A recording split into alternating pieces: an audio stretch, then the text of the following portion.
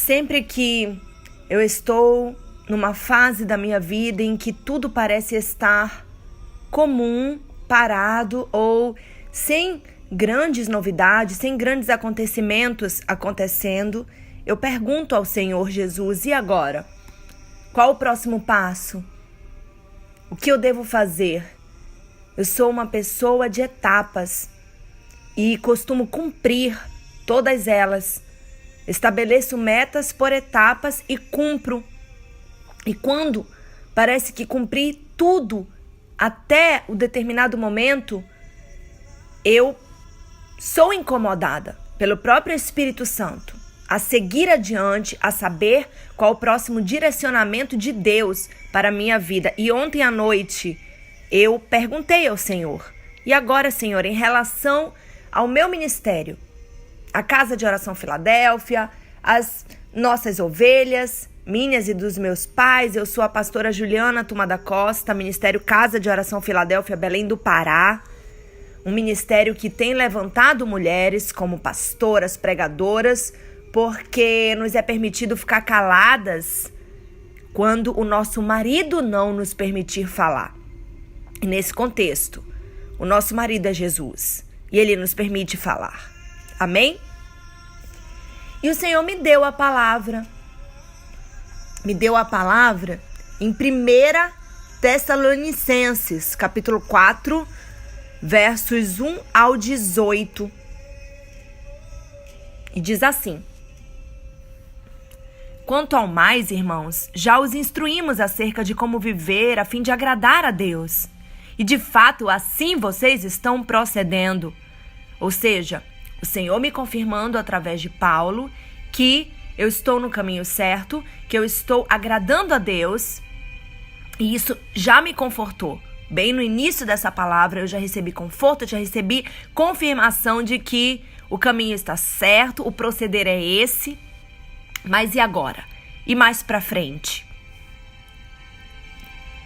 E continua essa palavra: agora lhes pedimos e exortamos no Senhor Jesus que cresçam nisso cada vez mais. Paulo estava falando à igreja de Tessalônica, uma igreja que estava agradando a Deus, que estava mudando como Deus ordenava, que estava caminhando como o Senhor ordenava. E Paulo continua: vocês conhecem os mandamentos que lhes demos pela autoridade do Senhor Jesus. A vontade de Deus é que vocês sejam santificados. Aleluia! Abstenham-se da imoralidade sexual. Que cada um saiba controlar o próprio corpo de maneira santa e honrosa, não com a paixão de desejo desenfreado, como os pagãos que desconhecem a Deus. Neste assunto, ninguém prejudique a seu irmão, nem dele se aproveite. O Senhor castigará todas essas práticas, como já lhes dissemos e asseguramos. Eu creio que o Senhor tocou nesse assunto através dessa palavra, porque houveram pessoas na Casa de Oração Filadélfia recentemente que profanaram o altar com imoralidade sexual. Quando ele toca num determinado assunto, não quer dizer que seja para mim. Amém, irmãos? Quem vai me orientar para quem o Senhor está direcionando é o Espírito Santo de Deus. Aleluia! Louvado seja o Senhor, porque batiza seus filhos no fogo do Espírito, a fim de que tenham o discernimento perfeito, não só de sua palavra, como do mundo espiritual. Rela de calabasuira einarabi. Então, o Senhor está falando que pessoas cometeram imoralidade sexual estando no altar e que Ele tirou, que Ele continuou santificando esta obra. Pois tem um ditado secular que diz: se uma laranja estiver podre, ela apodrece todo o resto. Então o Senhor tirou as laranjas podres recentemente, para a sua honra e para a sua glória, porque Ele é Deus e nada fica encoberto aos olhos do Senhor. Veja, Ele está mencionando um resumo da obra nos últimos 30 dias. Foi isso que eu entendi dessa palavra.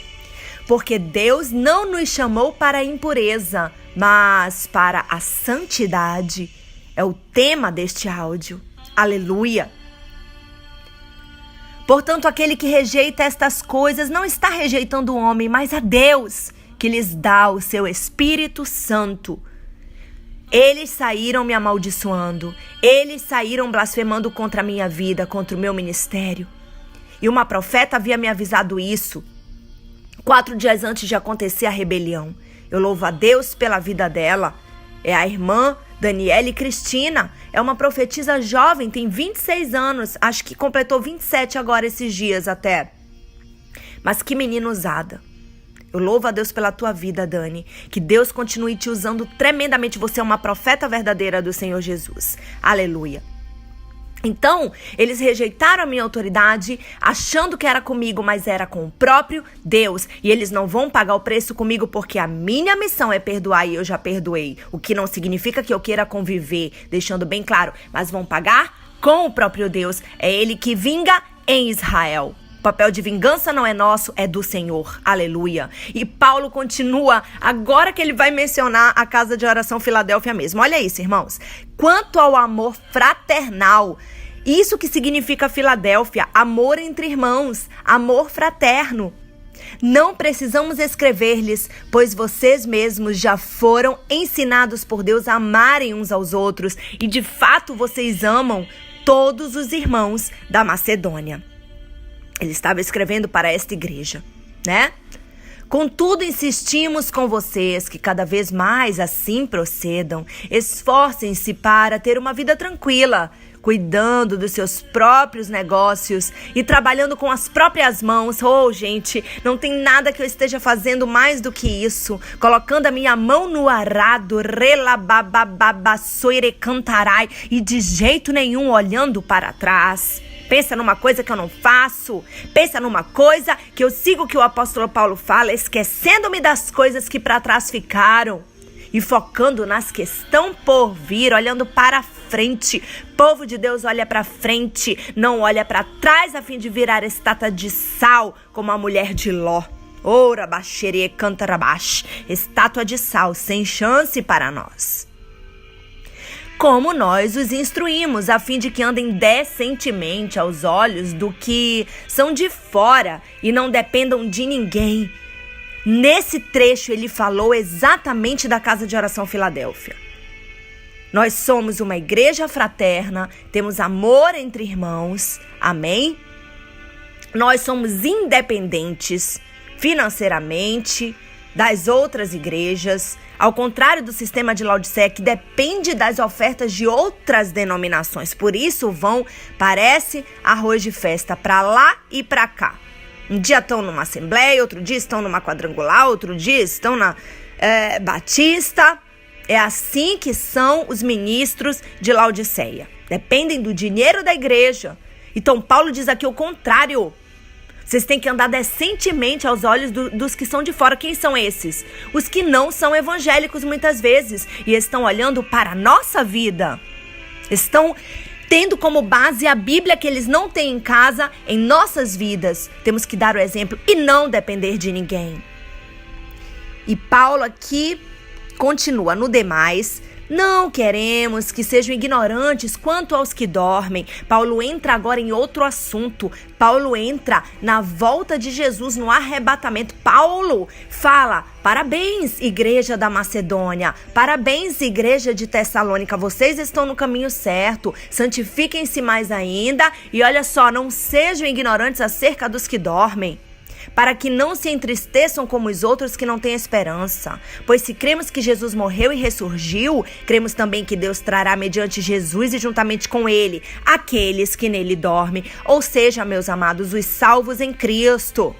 Dizemos a vocês pela palavra do Senhor que nós, os que estivermos vivos, os que ficarmos até a vinda do Senhor, certamente não precederemos os que dormem. Aleluia! Glória a Deus! Olha que esperança da glória que Paulo está dando aos irmãos da Macedônia, da igreja de Tessalônica. E eu falo agora como pastora, tendo o cajado que me foi emprestado pelo próprio Deus, aos irmãos do Brasil, aos irmãos da nação brasileira.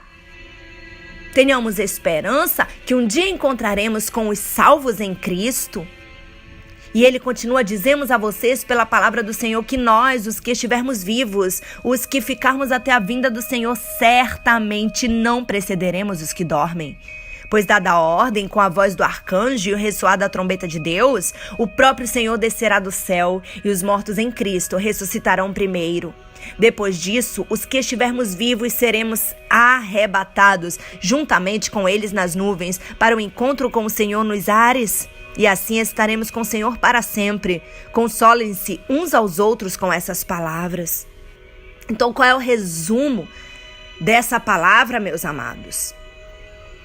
A ordem é continuar passando as instruções finais a Filadélfia. Filadélfia é a igreja que quer ouvir a verdade, que guarda o que tem, como diz Apocalipse 3:11, para que ninguém tome a sua coroa. E que já começou a preparar as malas. Essas malas são físicas? Não, é uma tipologia de coração. Arrumar as malas com um passaporte só de ida rumo à eternidade. Significa que você está preparando a sua vida, o seu coração. O que a palavra diz sobre tudo que se deve guardar? Guarda o teu coração, porque dele procedem todas as fontes da vida. Então Deus está aí me dando uma tipologia de arrumar as malas como sendo arrumar o coração, arrumar a vida para o arrebatamento, arrumar a vida para ir rumo à eternidade. Que maravilha!